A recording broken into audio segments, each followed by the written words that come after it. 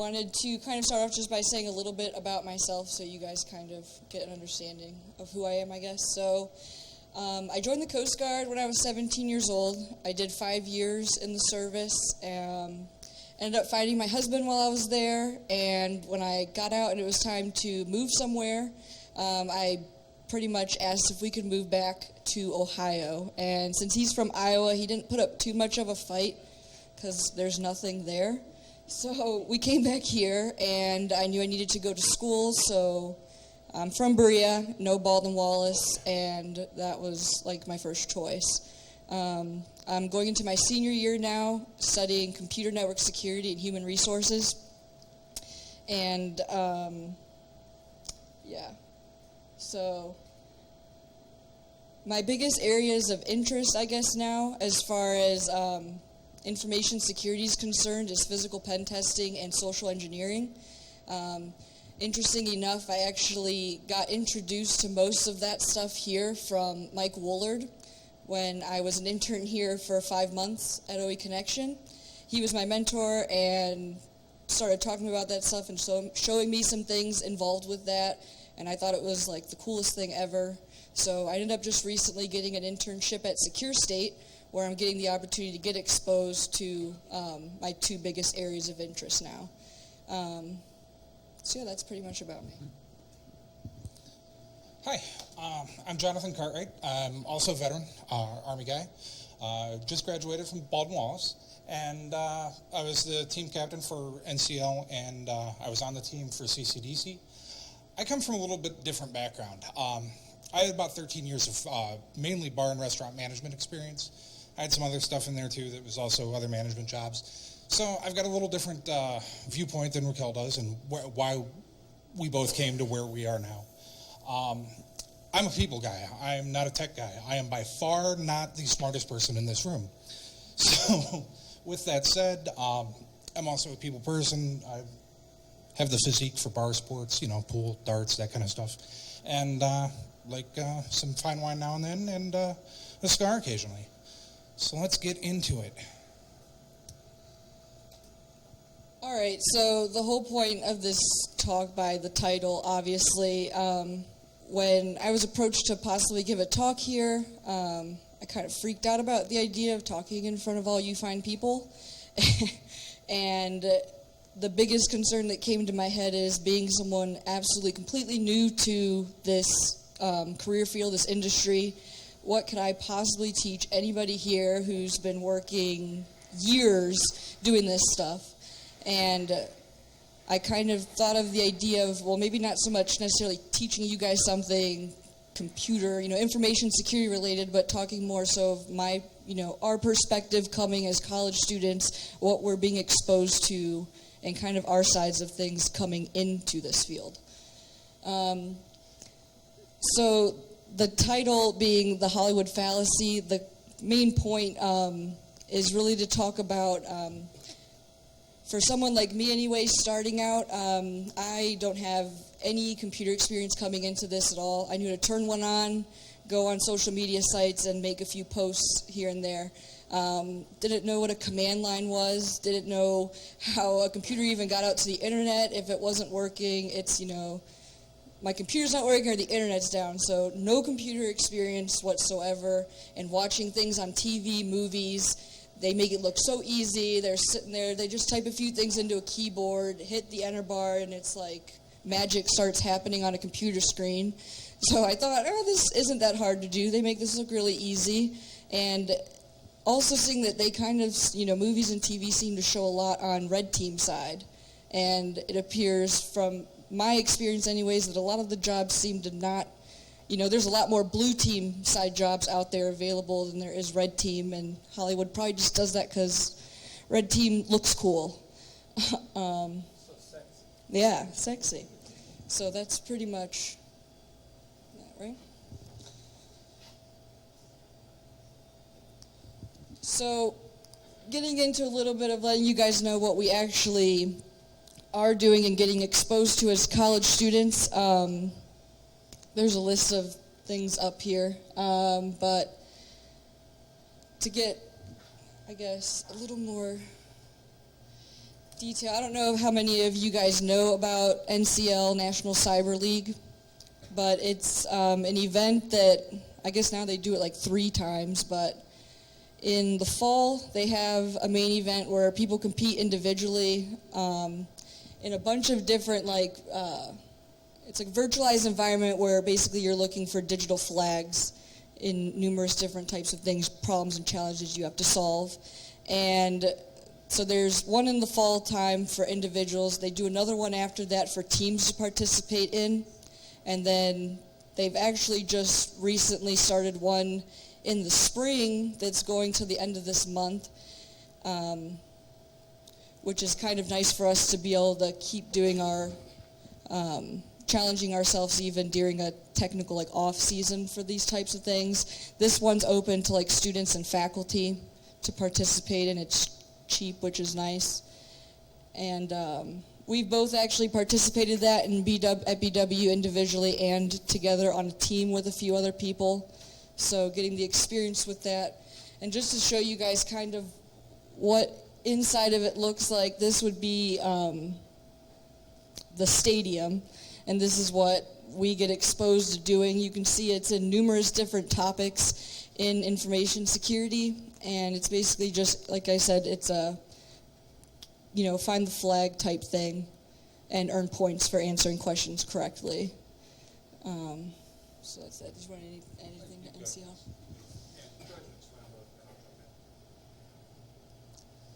All right, then the big one that happens for college peeps, at least for us, is CCDC, which, interesting enough, I know some of you are white team or red team for that event, so you probably know a lot about this already. But basically, it's teams assuming an administrative and protective duties for an existing commercial network, usually a smaller one in size, and we're given 7 to 10 servers, common internet services such as a web server, mail server, and e-commerce site. Each team starts off with the same type of identical hardware and all that kind of stuff, and then it's the student's job to defend that network and harden it against external threats coming in from the red team. And there's a scoring engine that, everyone starts out the same with that too, and your goal is to keep, all your services in the green, meaning they're all up and actually running and able to function the way they're intended to do during that. And I also included, this is from last year, but just to give an idea of the type of, this is topology of what we ended up working with, so you guys can kind of see what we're being exposed to with that. And I'm going to hand this off.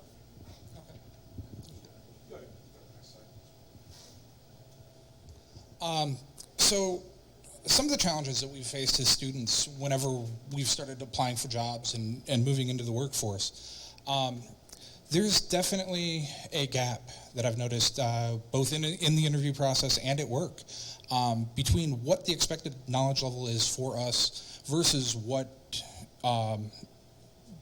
we actually know. And I think part of that gets lost in the fact of we get taught these things and go to these competitions, and a lot of what we do is very, very compartmentalized. Even though that we're in a team environment such as CCDC, we could be split up into teams that are AD and Linux and only concentrate on those things, and that's all of the exposure that we get. The other part of it in class, a lot of things we get exposed to one time, and if you guys have ever cleaned out, you remember back when you were a little kid and your mom would tell you to clean your room, and you just jam everything that you had all over the place into the closet or under the bed or in the dresser drawers. And then 3 or 4 days later, you try to find your favorite thing, whatever it was you were looking for. Yeah, that's the same way college works, is you're cramming all this stuff in your brain, and you know it's in there, and you know you have the knowledge, but I cannot dig it out in the middle of an interview, or I can't dig it out in the middle of a problem-solving process. I know it's there. You know I should know it, but it's just not there. And the other part of it is there's a lot of frustration involved when speaking to my cohorts, that are early on in their careers, and that's frustration with the system. And what I mean by that is whatever business edict or the business politics, whatever comes down from the higher ups or the budget, might not allow the things that I've learned in school to be applied in the way that I think they should be. And of course, we all come out of school as experts. So with that said, it gets frustrating in the fact that, we don't necessarily understand the business process behind what decisions are made and why they're made. And if we could bridge that gap and take the time to realize these things earlier on in our career, we could be far more effective employees quickly.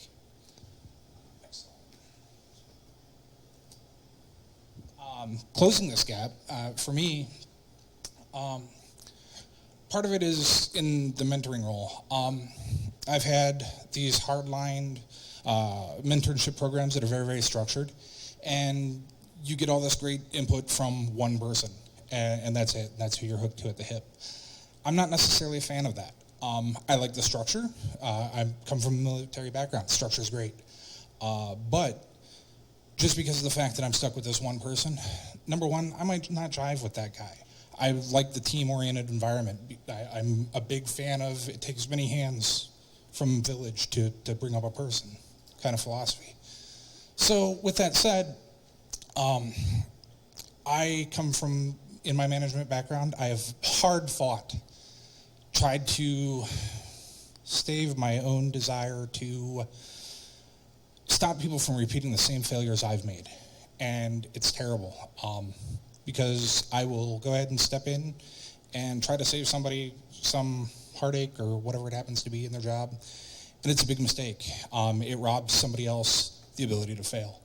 And that ability to fail is a tool. We learn best from that. We are human after all. As far as all that knowledge being in there somewhere, it is. So now that I've turned this cusp and I'm actually like in the real world and I may have an intern of my own at this point, I want to be the catalyst to go ahead and dig that information out of somebody's head. And I implore, the rest of you, because some of us may not actually be that mentor, but somebody's going to turn to us for a question to be answered at some point in our career. So I'd rather be the catalyst than just that person that walks by and says, hey, you're wrong, and sends you to Google. So with that comes patience. They say it's a virtue. We've all run our heads into the wall with somebody that you just can't teach or just can't learn or pick up what we're putting down. So I implore you to come at something a different way. The other thing is these new people need to be included in the decision-making process as far as how problems are solved. And I had a really great mentor at the Department of Veterans Affairs who, before he would even begin problem solving, asked me flat out, what do you think's wrong? Quiz me on it. Like right there in the middle of whatever's falling down, falling apart, didn't matter. He took the time to go ahead and do so. Business be damned. And that really helped me out as far as looking at the way things were constructed and, and how we were going about the problem solving process. So that really helped.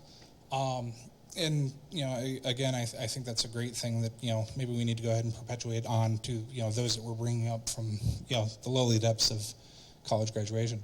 And then the other part of it is in the, we always celebrate success, but because of the fact that we're professionals, we don't necessarily realize maybe somebody didn't pick up on exactly why we figured something out or whatever. And rarely are those things revisited to make sure that that intern or, your new hire or whoever you're responsible for actually grasped what we were doing. So in that celebration of success, let's go ahead and go back and be like, hey, do you understand? And, have an environment at which failure to understand isn't necessarily looked down upon. And that's, one of those things that, it's in some cultures and it's not in others.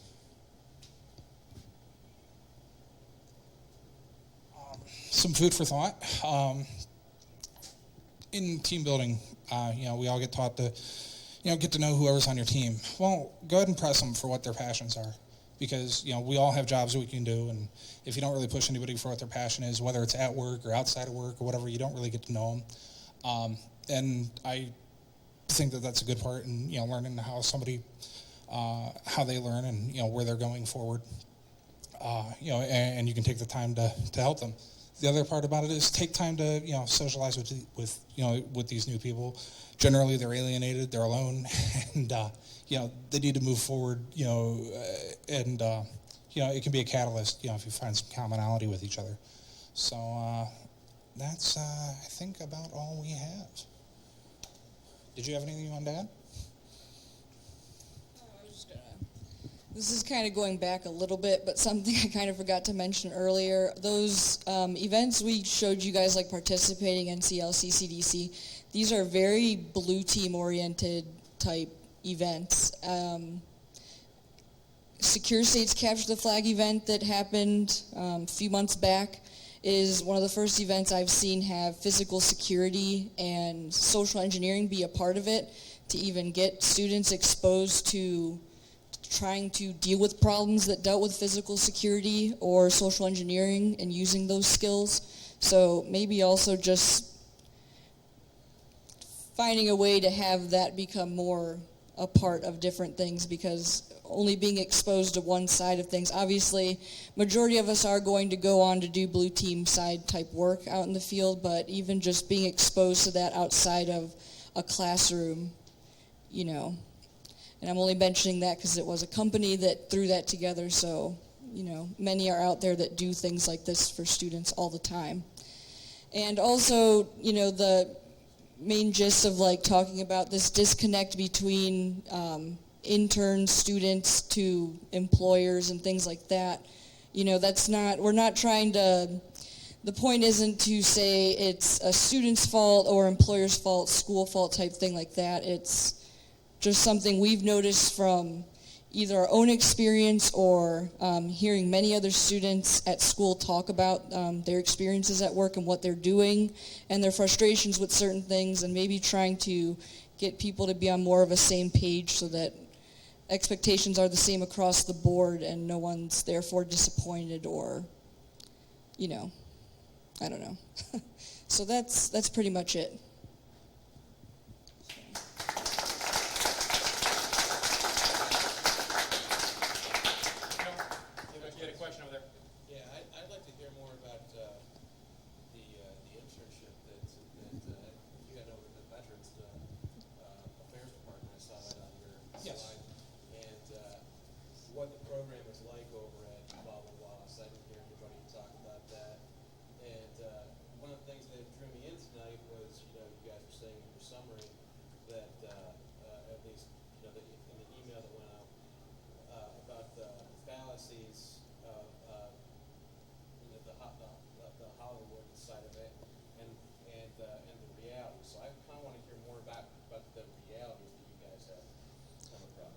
Well, okay, a lot of that stuff that you see in CSI or Scorpion or any of that kind of crazy stuff, it's, I'd say probably in my experience, 75% possible, given unlimited budgets, cross-agency communication, any number of things that could make this actually, a reality.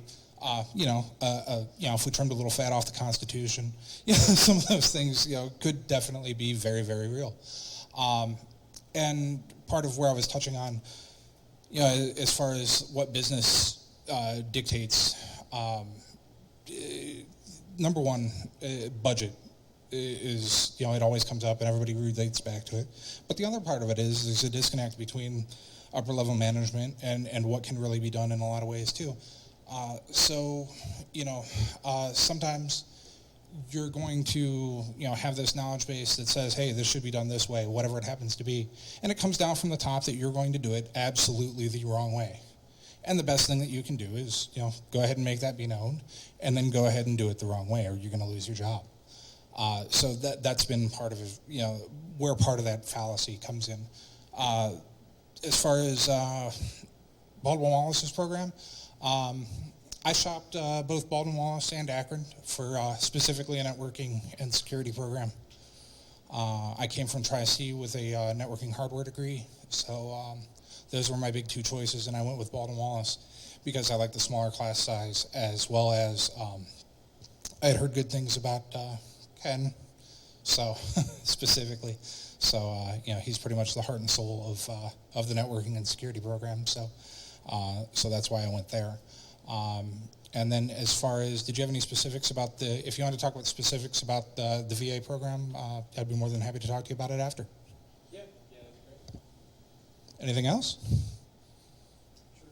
So with your internship programs, after you guys are done and you've completed your internship, have you guys gone back through and worked up like an after-action review and posted that back, or maybe discussed how your internship went while in school? So once you go back from the semester, you guys kind of get together and discuss what's going on, what you see, what kind of stuff you were exposed to, and what kind of things you guys are going to learn better or done better while you're on site.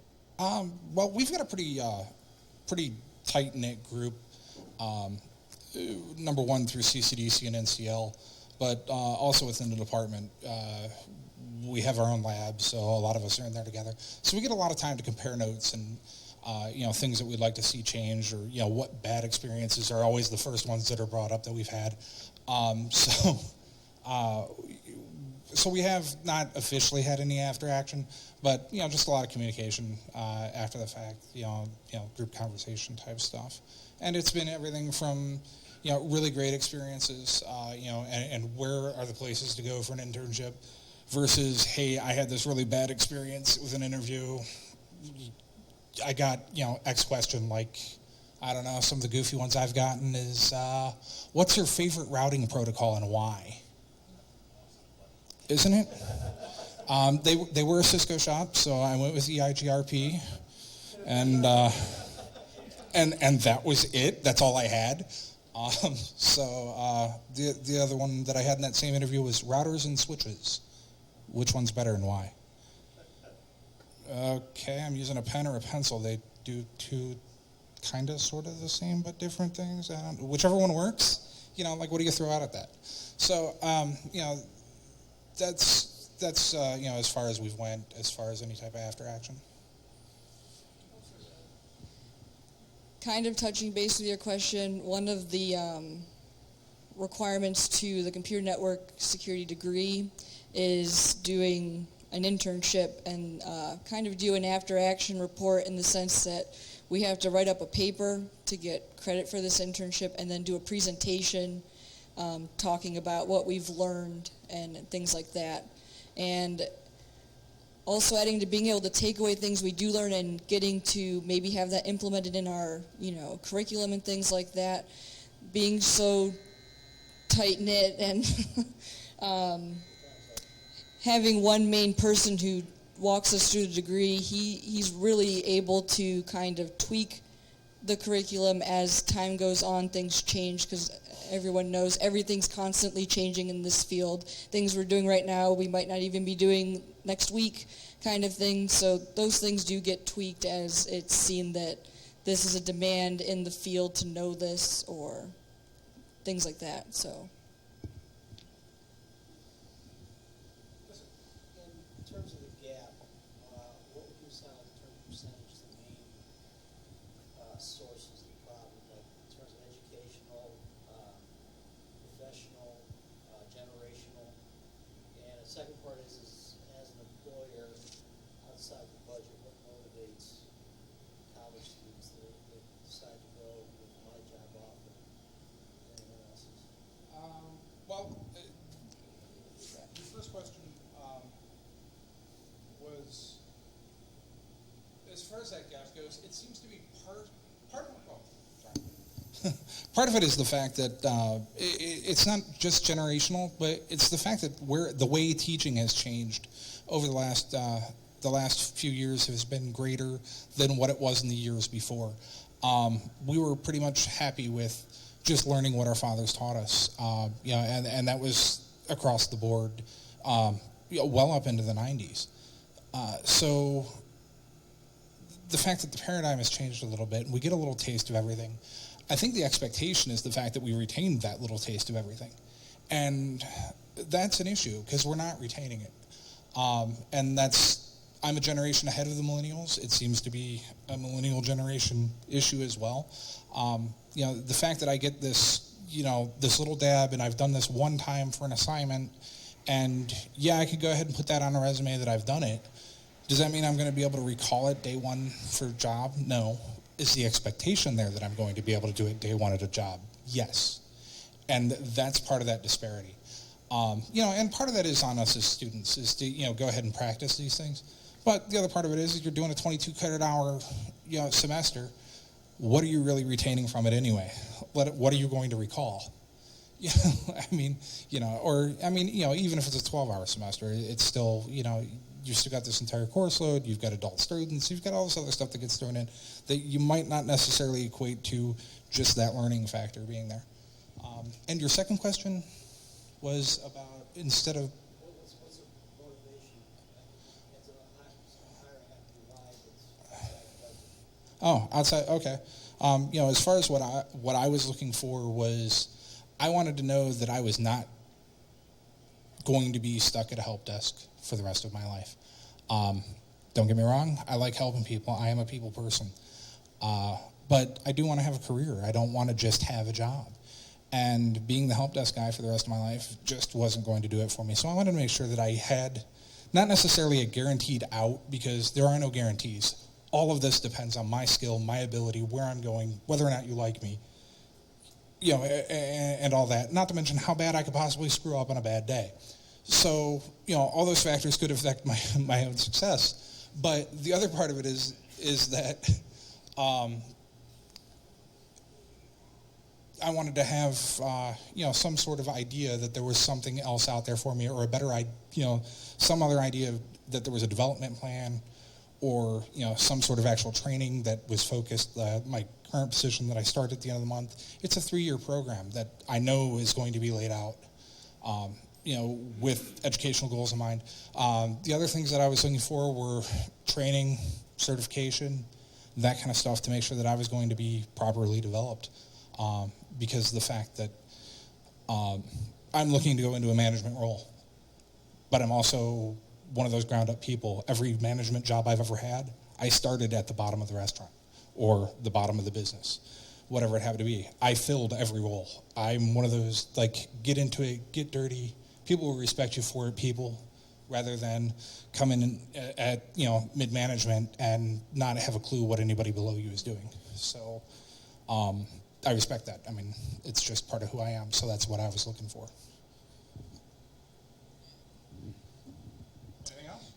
I guess maybe just to touch base from a different side of it, a lot of when I look at internships and things like that people are offering, it has to be in something I have interest in, like being exposed to or learning, which is what led me to the one I'm currently at, is getting the chance to actually see in a workplace environment, these different areas of interest, not just in a classroom or reading about it and stuff. And the other big thing that I know draws me and many other people that I talk to with going into certain internships is the opportunity to expand within that company. We love hearing that it's not just necessarily like a summer internship, that if you're a good fit for the team, you're good at doing the job you can do, there's a chance that we could ask you to stay on board. And those companies who are known for doing that with students, it definitely attracts a lot more people to apply, knowing that, that could lead to work outside of school, which we all need. So, yeah.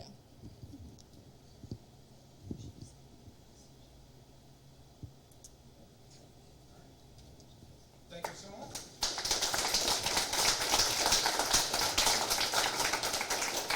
So is it as scary as you guys thought it was? You're lining up your talk? It was worse. You're not supposed to say that, because this is the time where I say I need everybody to please submit your talks if you guys got an idea of something you'd like to talk about. It's hard.